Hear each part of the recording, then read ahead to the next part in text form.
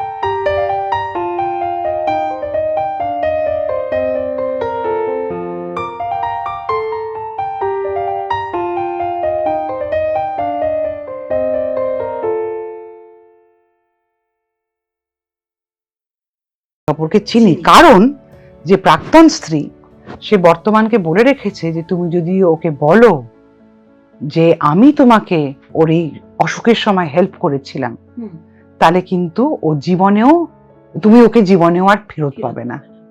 ভুলেও ওকে এটা বলতে যেও না যে তুমি আমার কাছে এসেছিলে। কাজে ও জানে যে ওর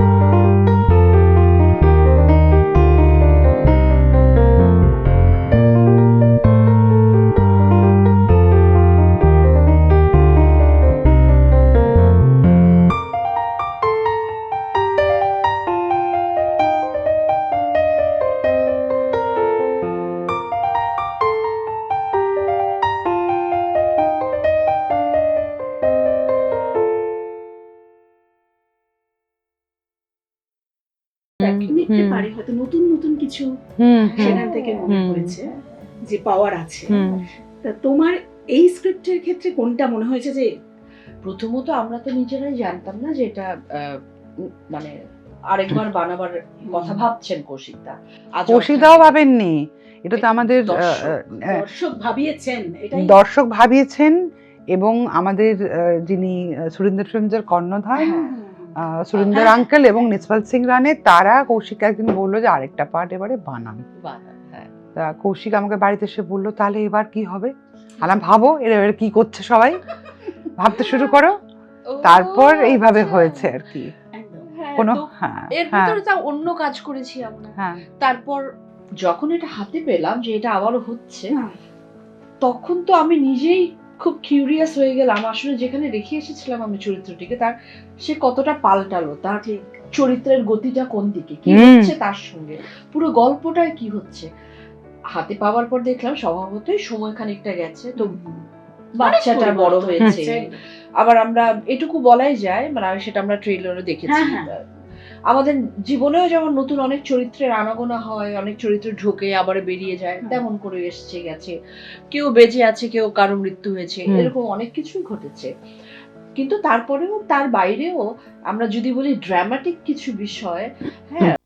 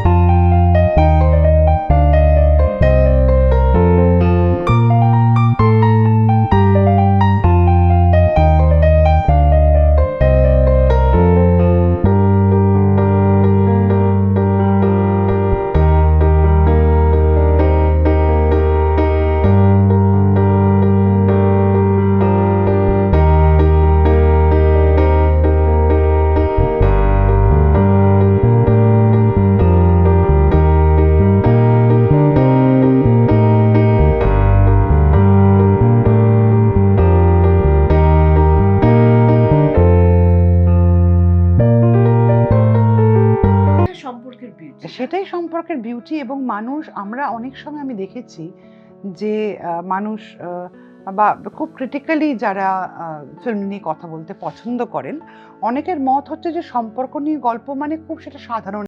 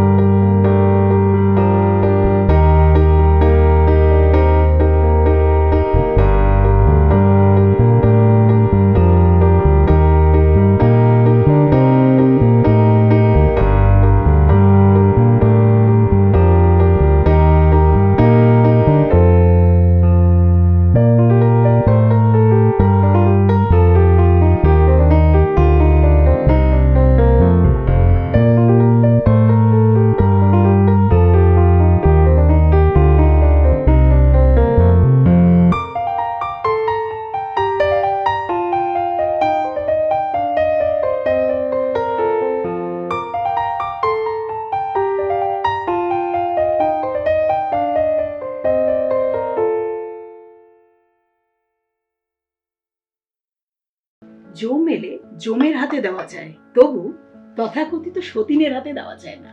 মানে এটা কিন্তু মানে মেরে ফেলো, দরকার হলে আর কি মরে যাক, তবু স্বামী সতীনের হাতে যাবে।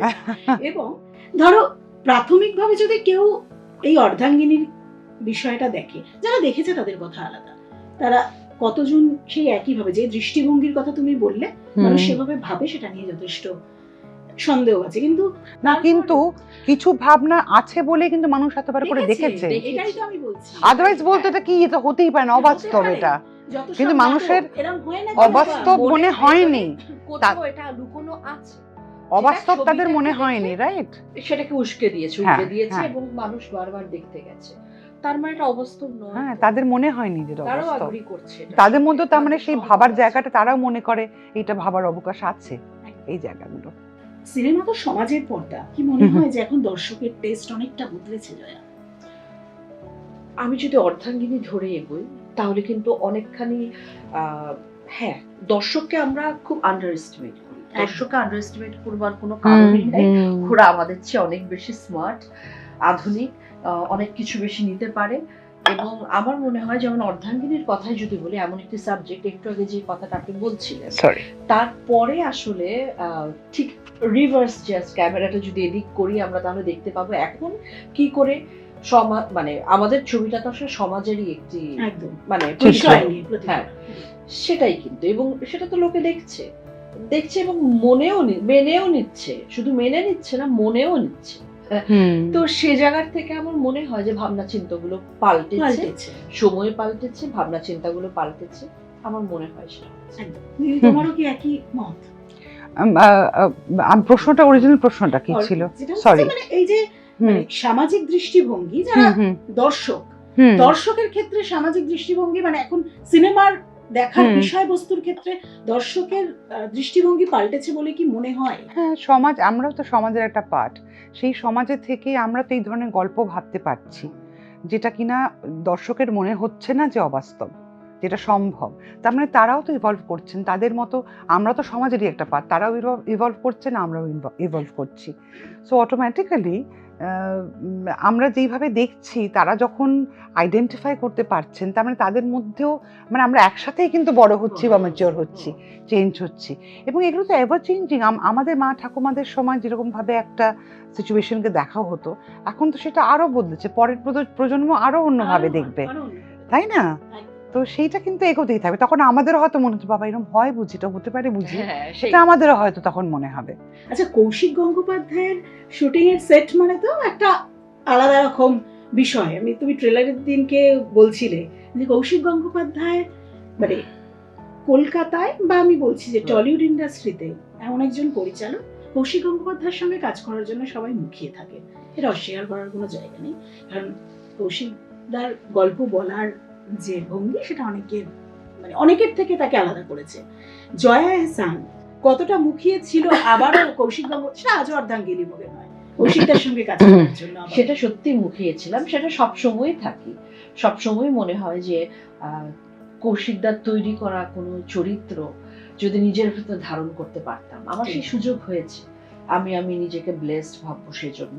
কিন্তু লোভের তো আর সীমা নেই।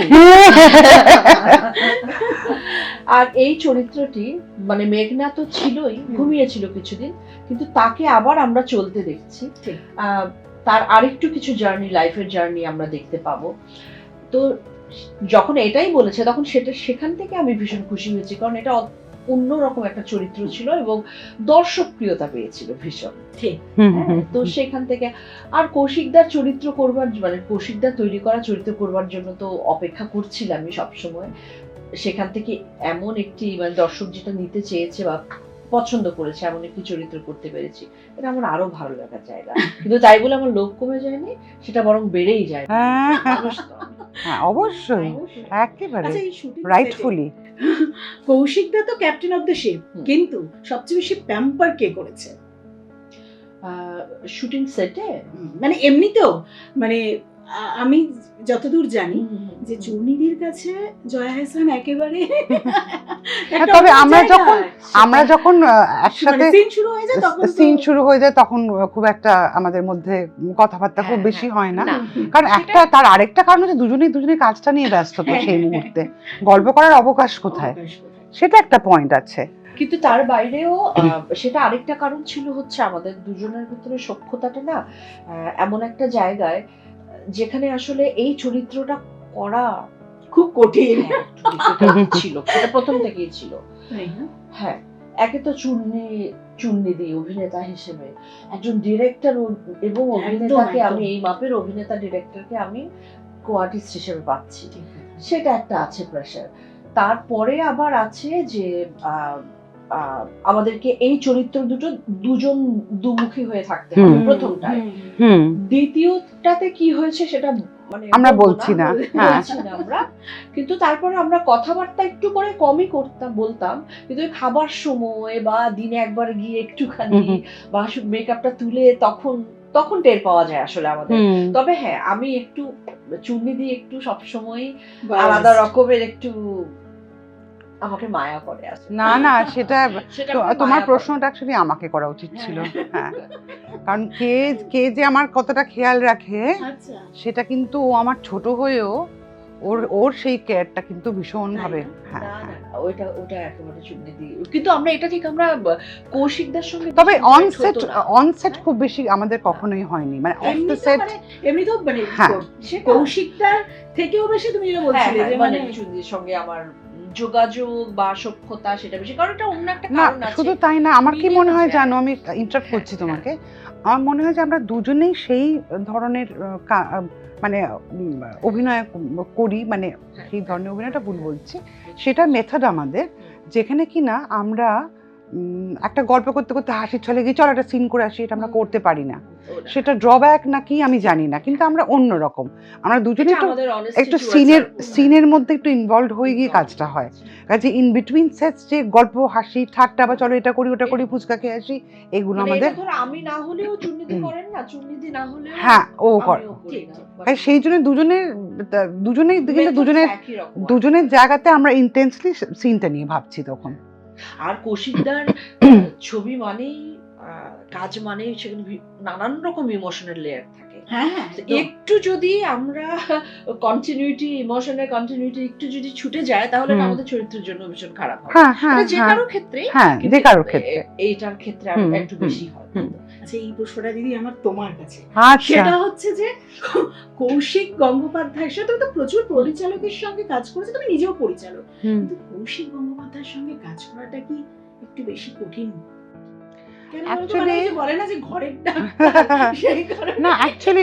এই কারণে, কারণ কৌশিক বা আমি যখন একই সেটে থাকি, আমরা কোনো অন্য পরিচালকের কো অ্যাক্টর হতে পারি, বা কৌশিকের ছবিতে আমি অভিনয় করছি বা আমার ছবিতে কৌশিক করছে। যখনই এরকম পরিস্থিতি এসছে তখন কিন্তু আমরা একদম প্রফেশনাল রোলটাই প্লে করেছি। সেখানে কিন্তু আমাদের পারিবারিক যে যোগাযোগ সেটা একেবারেই ফিচার করেনি কোনোদিন, কারণ আমরা বিশ্বাসই করি না যে সেটা করা উচিত। এমনকি যখন আমি বাড়িতেও থাকি বা কৌশিক কাজে বা আমি কাজে কৌশিক বাড়িতে রয়েছে, we never call each other during work, যে কি হলো, কখন ফিরছো, কত দূরে গেলো, কোনো দিন না, আনলেস ইটস অ্যান ইমার্জেন্সি। যেমন একবার বাচ্চাকে উজান পড়ে গেছিলো, সেখানে স্টিচ দিতে হবে, হাসপাতাল, তখন আমি কৌশিককে ফোন করছি, এরকম একটা অবস্থা হচ্ছে, জানিয়ে রাখলাম আমি নিয়ে যাচ্ছি হাসপাতালে, বাট ইউ শুড নো। এরকম ইমার্জেন্সি ছাড়া আমরা কিন্তু কখনো নিজেকে ডিস্টার্বও করি না, কারণ আমরা মনে করি কাজের জায়গাটা ভীষণ একটা পিস মেনটেন করে নিজের রোলটাকে সেইভাবেই প্লে করা দরকার, সেই কমিটমেন্ট থাকা দরকার। কাজে আমি যখন ওর সেটে, যেহেতু এই ক্ষেত্রে কৌশিকের সেটে আমি অভিনয় করেছি, আমি যখন সেখানে আমি কিন্তু অ্যাক্টর হিসেবেই যাই, এবং কৌশিক কিন্তু ডিরেকশনের কাজটাই করে। কাজে সেটা কোনো আলাদা স্পেশাল জায়গা তৈরি হয় না, যেটা হয় সেটা বরঞ্চ একটু সহজ হয়, কারণ কৌশিক আমাকে দূর থেকে বলে যে ওটা তুমি একটু এইভাবে করো, সেটা কিভাবে বলছে আমি ওর মুখটা না দেখেই বুঝতে পারি ও কি বলার চেষ্টা করছে, সেটা আমার ওকে এসে বলতে হয় না। বা এসেও যদি কখনো বলে, সেটা হয়তো একটা দুটো কথাতে আমি বুঝে যাই কি চাইছে ও। আর কৌশিকদা খুব মানে আমরা যখন অভিনয় করতাম ওই জোনটাতে উনি থাকতেন। আসলে কৌশিকদা কোথায় বসেছেন, কোথায় আমাদের ডিরেক্টরিয়াল টিম আছে সেটাও আমরা দেখতে পেতাম না। হ্যাঁ হ্যাঁ হ্যাঁ হ্যাঁ, সত্যি সেটা দেখতে পেতাম না। আমরা একেবারে প্রফেশনাল ভাবে আমরা আসতাম, প্রিপারেশন আমাদের নিজেদের যে আর্টিস্ট প্রিপারেশন হয় সেটা, একবার একটু রিহার্সাল, কৌশিকদা হয়তো একবার ঘুরে গেল, কখনো ঘুরলো না, আর একটু লাইটিং চেঞ্জ হলো, হ্যাঁ একটু ওটুকুই, আর ভেতর থেকে কৌশিকদা হয়তো কিছু বলছেন, এটা একটু কখনো চুন্নি দিকে, কখনো আমাকে, এটাই। হ্যাঁ এটা একেবারে মানে ওটা অন্য বাইরের কেউ এলে বুঝতেই পারবে না যে আমাদের কোনো কানেকশন আছে। কেউ যদি যারা জানে না আমাদের সম্পর্কটা তারা বুঝতেই পারবে না। হ্যাঁ হ্যাঁ, মানে সেটা অ্যাটলিস্ট পর্দায় কিছু জিনিস দেখলে তো বোঝা যায় যে মানে সেক্ষেত্রেও কোনো সময় বোঝা যায়, মানে মনে হয় না যে কেউ প্রভাবিত, ভীষণই সুন্দর সূক্ষ্ম কাজ। আর অভিনেত্রী হিসেবে আমি দুজনে কাকে বলবো, কিন্তু আমি বলছি চূর্ণীদি তো কোনো মানে না আমরা দুজনেই কিন্তু আমি এর জন্য খুব প্রেসারই নেই না চূর্ণীদের সঙ্গে অভিনয় করতে। আচ্ছা হ্যাঁ মানে প্রেসার নিতে গেলে কিন্তু চাপ খেয়ে যায়। যা যা কি বলে না ওই নেই না তো প্রেসার, না প্রেসার তুমি নেবে না। নিয়ে শুটিং করে, হ্যাঁ খুব আনন্দ নিয়ে শুটিং করেছি, হ্যাঁ এনজয় করে। আমার কিছু একটা আর্টিস্ট একটা ভালো কিছু লাইনস বলতে পারা, এটা কি আনন্দ, কি প্লেজার, এটা না আমি জানি মানে আর্টিস্টরাই বুঝতে পারে শুধু। আর কৌশিকদার সেই লেখা, ঠিক আমি একটা বলছি উনি একটা মানে মানে প্রত্যেকটা সিন এক একটা এক্সপেরিয়েন্স একজন অভিনেতার জন্য কৌশিকদার লেখা। আচ্ছা জয়া তো কি ভালো রান্না করে, খাওয়া না না এটা ভুল কথা, মাঝে মাঝে খাওয়া হয়, এবারে হয়তো হয়নি, কখন হয় না তা না। আর জয়া খুব মিষ্টি একটা মানুষ এমনিতে সব দিক থেকেই, তার মধ্যে ও কিন্তু তুমি ফিগার দেখে ভেবো না ও খেতে ভালোবাসে না। এটা না, এটা খুব প্রাইভেট, এটা বলতে পারবো না। আচ্ছা মিষ্টি না বিরিয়ানি কোনটা এটা বলতে পারছি না। আমার যেটা চুনিদের সঙ্গে আমার প্রথম কানেকশনটা যেটা হয় মানে কাজের বাইরে, আর্টিস্টের বাইরে, সেটা আমাদের চা খাওয়া। আচ্ছা সেটা বিসর্জনের সময় থেকে, বিসর্জনের সময় থেকে আমি ওয়েট করে থাকতাম কখন চুন্নিদে আসবেন। ওনার জল ফোটানোর কিছু টাইমিং আছে, চা ছাড়বার কিছু টাইমিং আছে, কতক্ষণ ঢেকে রাখতে হবে। আমি প্রথম ওনার কাছ থেকে শুনি ও আচ্ছা শুধু পানি ফুটিয়ে দিয়ে দিলে জল পানি ঠিক আছে সেটাই না, এটা আচ্ছা ও আচ্ছা আচ্ছা। আমি তখন থেকে আমাদের কানেকশনটা, কারণ আমিও চা খেতে বিভিন্ন রকম চা এক্সপ্লোর করতে ভালোবাসি, তো তখন থেকে ওই চা খাবো, চুনিতে একটু চা খাবো, চা খাবার সময় আমরা দুজন একসাথে হতাম, ওটা আমাদের মি টাইম। সেটা বিসর্জনের সময়। আচ্ছা দিদি, রাজ্যের অনেক পরিবর্তন হয়েছে, তার মাঝে সবাইকে কাজ করতে হচ্ছে সবকিছু।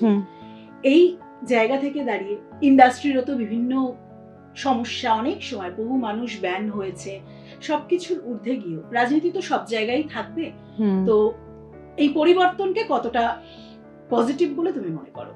রাজনীতি সব জায়গায় থাকবে, তার নিজ নিজ ক্ষেত্রে নিজ নিজ জীবনে থাকবে, কিন্তু সেটা যদি কেউ যদি অ্যাক্টিভ পলিটিক্স না করে তাহলে একটা কর্মক্ষেত্রে সেটা কখনোই ঢুকে পড়া উচিত না, এটা আমি মনে করি। যে সব জায়গায় রাজনীতি ঢুকবে তার কিন্তু কোনো মানে নেই।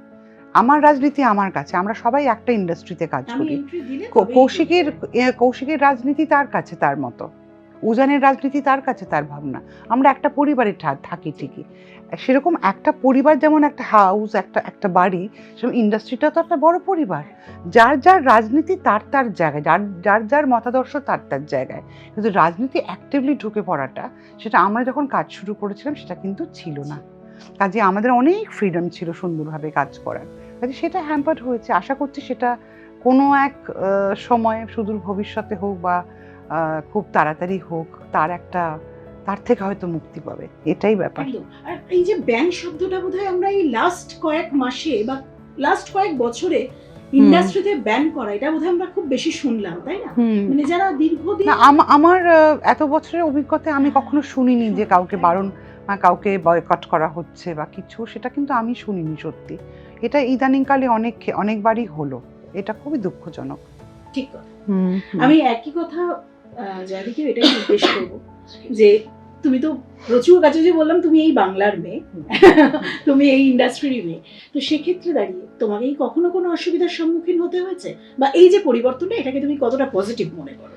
আমি যেহেতু আরেকটি দেশ থেকে এসছি আরেকটি দেশের, মানে যেই পরিবর্তনই হোক মানুষের কল্যাণে যেন হয়, আমাদের সবার কল্যাণে হয়, সেটাই আসলে কাম্য। এর বেশি আমি তো ঠিক সেই রাজনীতি, এখানকার যে রাজনীতি বা পলিটিক্যাল এনভায়রনমেন্ট সেটা ঠিক আমি জানি না, কিন্তু যেটাই হোক, আগেও হোক বা পরে হোক, মানুষের কল্যাণে যেন হয়, আমাদের আর্ট কালচারের কল্যাণে হয়, হ্যাঁ সেটুকুই আমাদের। তুমি নিশ্চয়ই কখনো এরকম কোনো সমস্যার সম্মুখীন? না, আমি এখনো কিছু হইনি, কারণ আমি কখনো হইনি সত্যি বলতে। এর একমাত্র কারণ বোধহয় আমার দর্শক আমাকে এত ভালোবাসে, এত ভালোবাসে আমাকে দর্শক, এই দেশের, এই ভারতবর্ষের দর্শক বলবো, পশ্চিমবঙ্গের দর্শক বলবো, আমাকে ভীষণ ভালোবাসেন, ভীষণ ভালোবাসা পেয়েছি। আচ্ছা, আর লাস্ট একটা জিনিস কিন্তু এবারে আমাদের একটু বলতেই হবে, কারণ আমাদের আরো একটা সারপ্রাইজ এবছরই অপেক্ষা করছে, সেটা হচ্ছে আমরা মানে বুঝে গেছো, আমরা সবাই মুখিয়ে, মানে একটু বলো, ছেলেকে পরিচালক হতে দেখা, এটা কিন্তু দেখো খুব ভালো অভিনেতা। আমি তোমায় বলছি, আমি ইন্টারভিউর আগে 2-4 জন আমার কলিগ তারা এই কথাটা কোড অ্যান্ড কোড বলছিল যে এই সময় দাঁড়িয়ে এরকম অনেক অভিনেতা অভিনেত্রীর ছেলে মেয়েরা তারা ইন্ডাস্ট্রিতে রয়েছে, কিন্তু ওই ছেলেটি অনেকের থেকে আলাদা। এটা আমি শুনে ভেতরে এসেছি। না, এরা কিন্তু প্রত্যেকের থেকে আলাদা, যারা পরিচিত। হ্যাঁ, আমি বলছি যে জীবন যাপন সেই জায়গাটা থেকে দেখে বলেছে।